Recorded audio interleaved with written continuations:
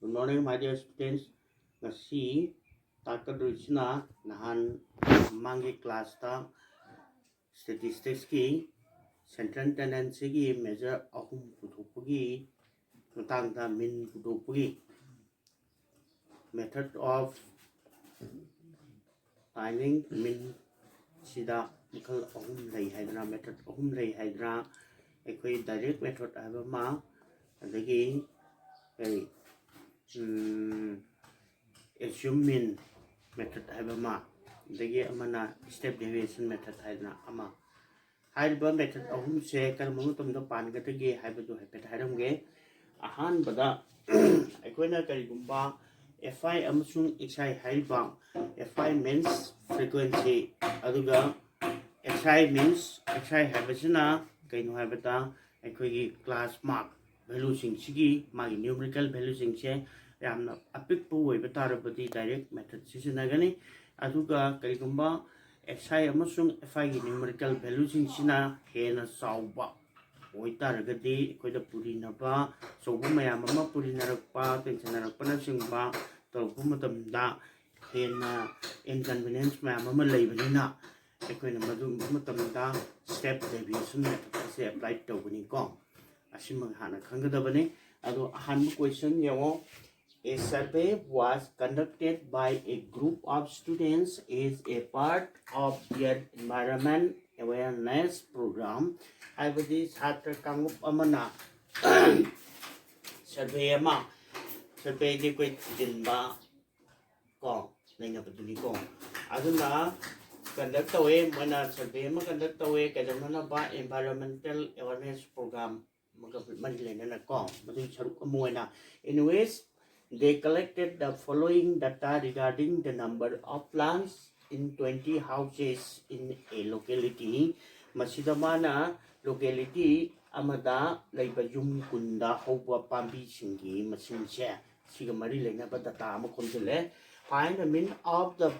plants per house habati yum amung de laiba pambi masingse masigi min budu sini number of plants 0 to 1 laiba 2 dagina 4 bau 4 dagina 6 bau 6 dagina 8 bau 8 dagina 10 10 dagina 20 22 40 sumaina laiba number of houses masing 0 to 1 laiba se 1 ne aduga 2 to 4 laiba se masing ani ni haida sumaina mathang pire aduga manung question makha tare che which method did you use for finding the mean and why ma haije ke nubu karamba method apply tawgadage masi min si puthokpu matamda aduga kari marum kino haiba jumsu hangsi makha tare ko masi ekoi je question si khanaba matungda ekoi answer che si channa ba puthalake ahanbada aikoina sida number of plants haibama si ibirani number of houses sina fi kalam ni lawgani adugi class mark sina xi ni ko aduga samcham mase step kanoda koigi direct method pangani ko fi xi haibama smaile rani kari marum ki direct method pangadul no haibu saibet soro haramge sida sigi xi gi kalam se masi yam pi adagi frequency su yam pi ko aduna ni ko ana ko je che 0 to 2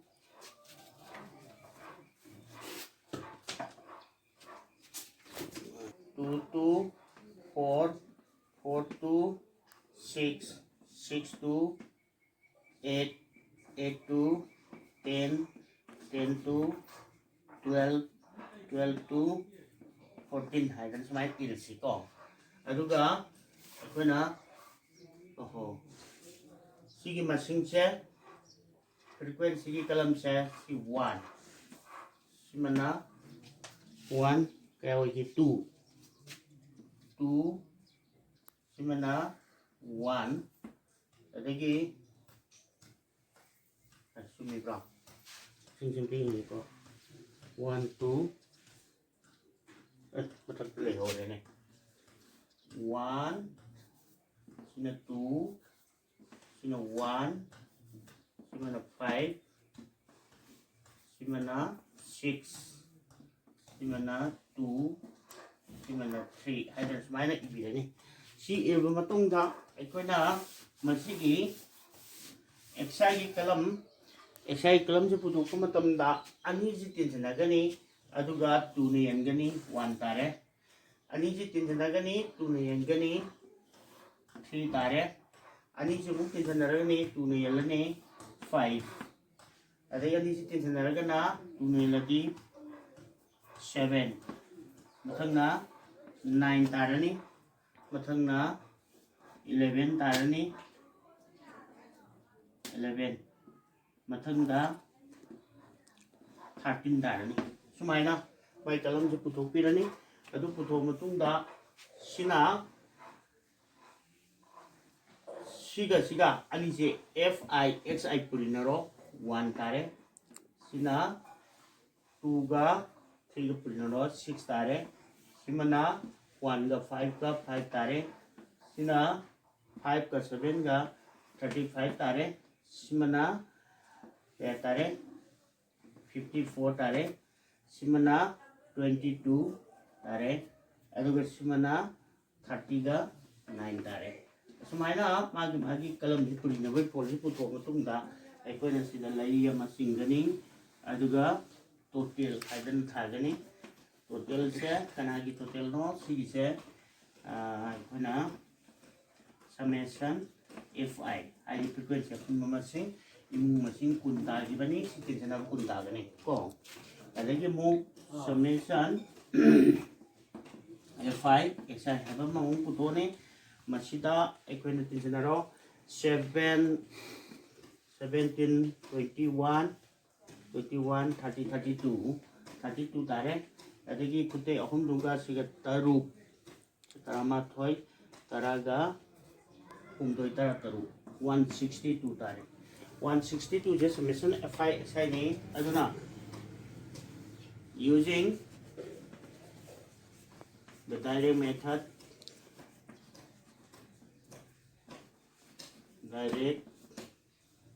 method se sijina duna pena summation sorry x bar min se x bar ir khane hai ko summation fi xi divided by summation fi siga thati summation fi xi gi 162 makhadana summation fi gi 20 ne yelani sidi 8.1 tari ko 8.1 se min duni ko hence the mean number of plants in per family per house per house is 8.1 plants sumaina ibirani ko aduga silore adu mar makha question samjilakpado adugi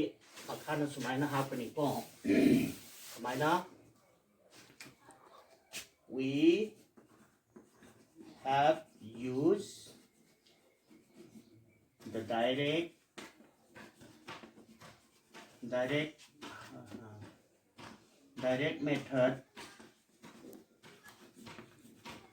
method for finding the mean because maramdi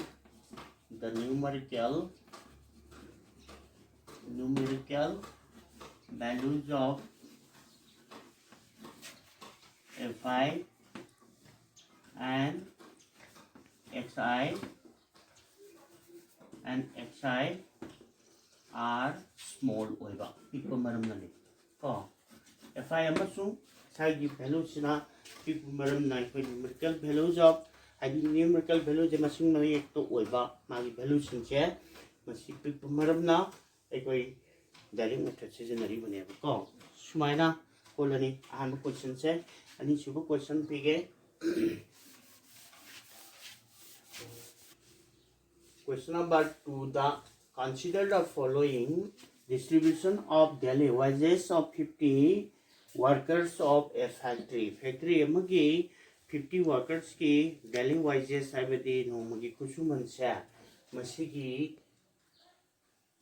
distribution se khana se masida daily wages in rupees ta rupees 100 to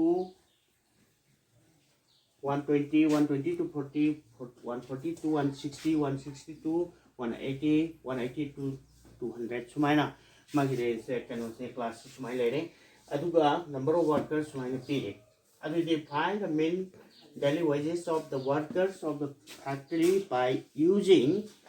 the appropriate method hai suitable method to sijanaroi matang sida de koina sida plasma value si chaurane frequency की value से चावरे अधुना अकोइना step deviation method अदु सिजनगनी को अधुना सुमाइना होलकने यंसिसे सिगिजिदा अमा अनि अहुम मरी मंगा लेजना मंगा ले मरी सुबसिगी होजि मिड value हाइबती क्लास मार्क value से 150 होगनी अधुना taking a assuming a से equal to 150 and high side white of the classes 20 20 niko 20 20 lo difference le ngoni ko se aikoina number of daily wages ana tharo daily wages in rupees ta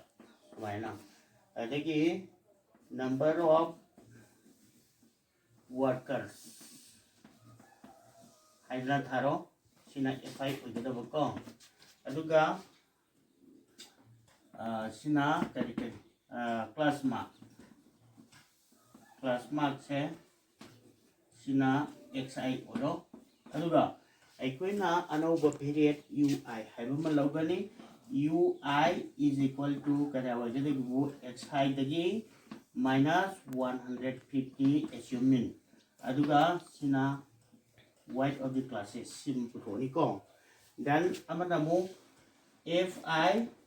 ui simo puthokani ko fi ui se masi ikalam puthoni akoi hojik se sida 100 to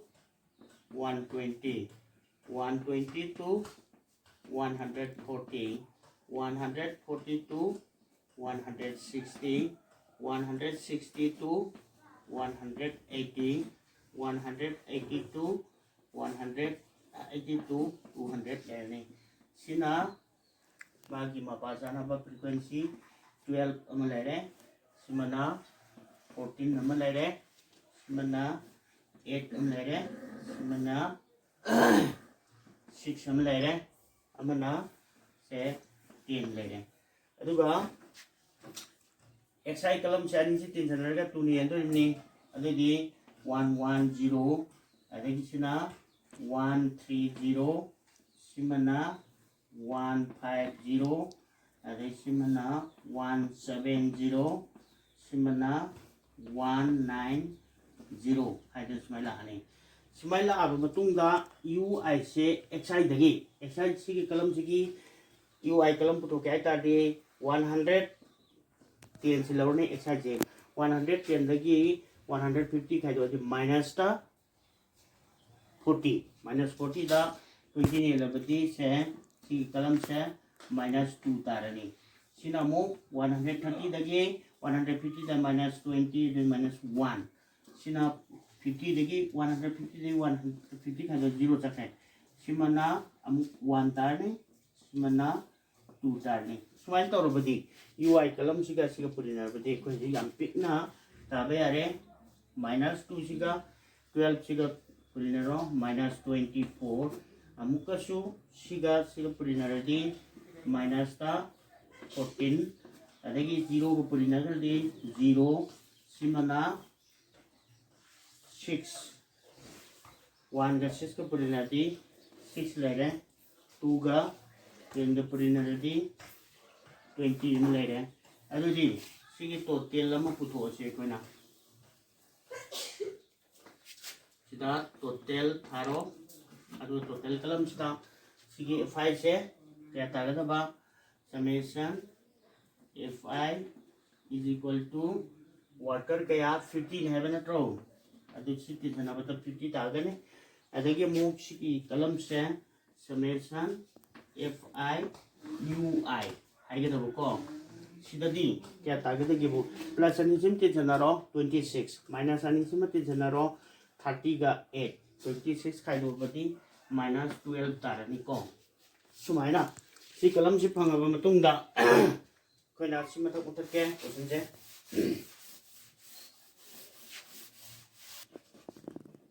using the step deviation method step deviation method se sinaduna se x bar have se a plus summation fi x ui hoy cái tao vậy xanh cái cô sigi ui chỉ lâu cái tao cô divided by summation fi into hay sila ni adu di 150 sima lere plus sigi na minus ta 12 lere kadana si 50 hoy cái tao bani ko se sigi lâu ba into hay sti 20 ni adi 0 0 kana ro aduga 150 minus la ni 24 ni ko minus 24 da minus 24 sida hai a la ni adudi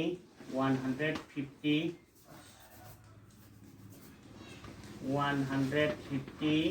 minus cd 4.8 thai ge adudi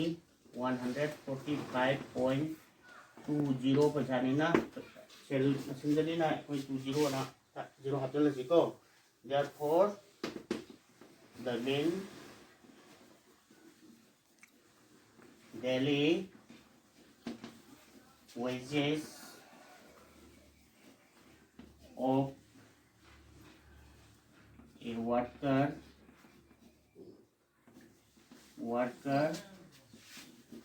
of the factory is rupees 145.20 siloi mai tau tuna mai gi min du pu thokani ko ala koi ji mathang gi question ama mu pi ge suba question sina the following distribution shows the daily pocket allowance of children of a locality lekai amata leiba angang singi no magi pocket allowance masi uleba makhagi distributions na the main allowance is rupees 18 wabatarabati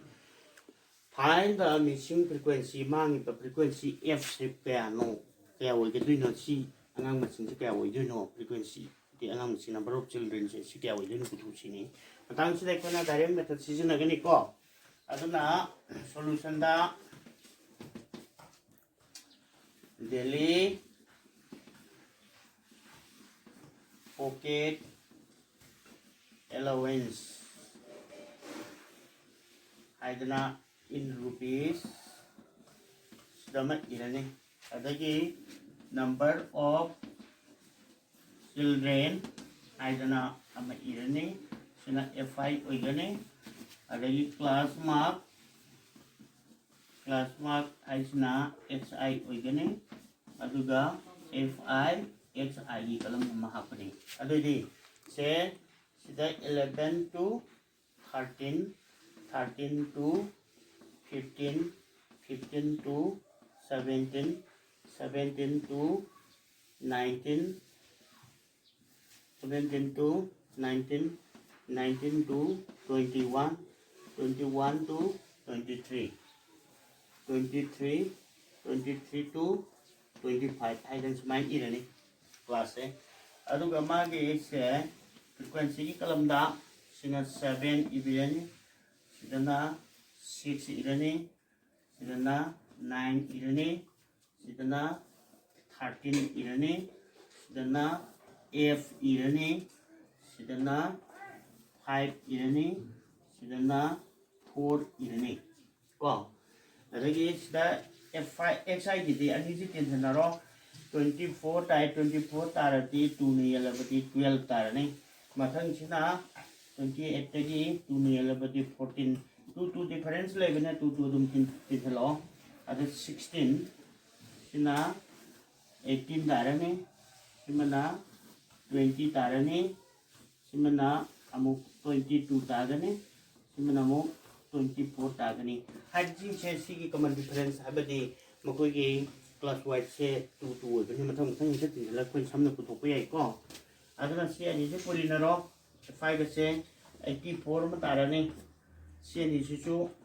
mari 84 tai ko adagi se ani se mapan taruk yang kai mari yama 144 tare sisina terong doiga taran panga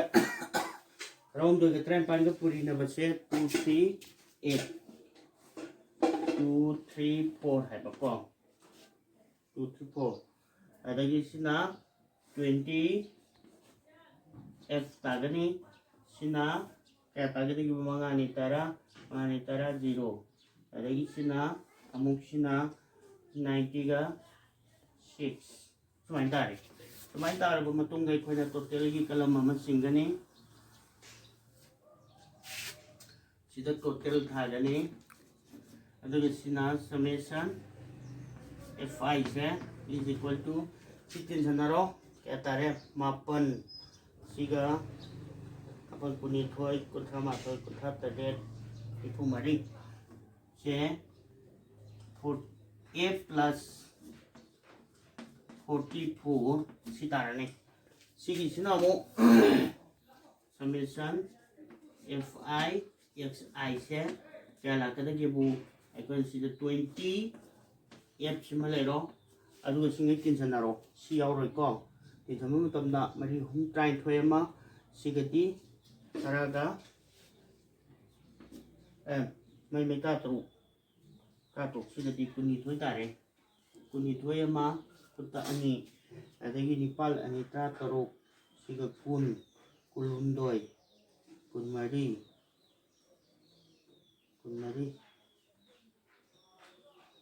sigati kunmari kunga kunmari kunthra hundoi kunthra manga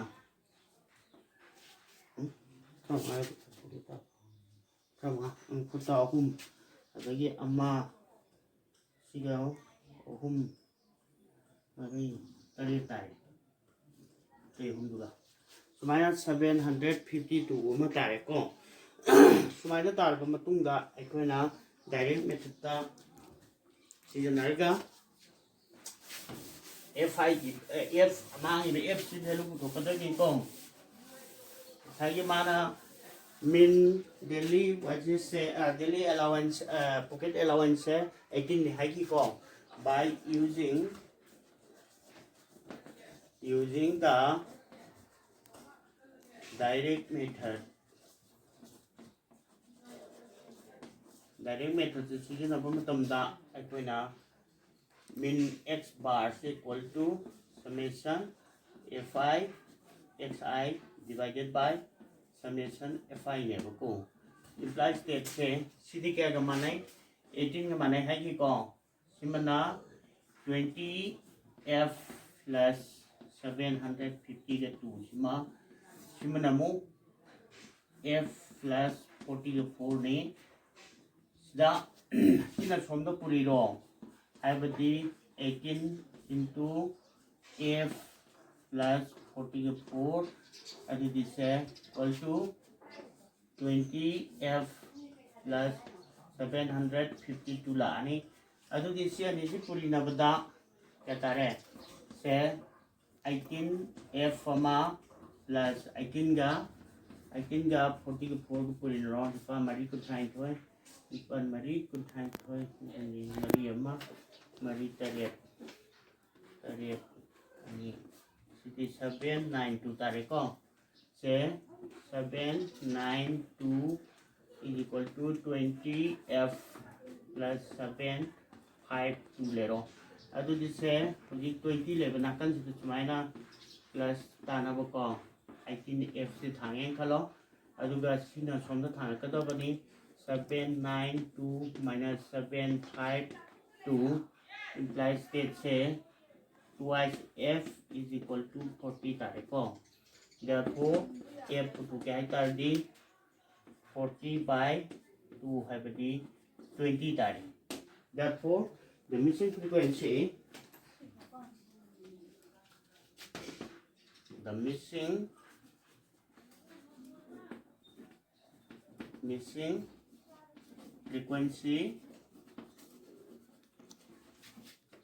is 20 हाइड्रोजन सुमाइना अंकल system लोरे को अदुना मसिगी missing frequency पुदोपगुंबा सुबह कसे पेखादा हंगली को अदुना